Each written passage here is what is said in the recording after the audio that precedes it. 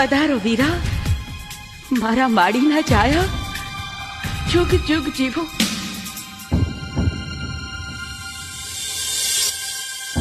બેનબા, શું વાત છે?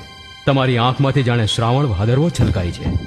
ભાઈ, મારી આંખોના અશ્રુ તમને આશીર્વાદ આપે છે. જરૂર કંઈક છુપાવો છો. તમે તો અંતર્યામી છો, તમથી શું છુપવું હોય?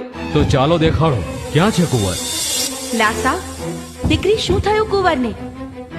માં,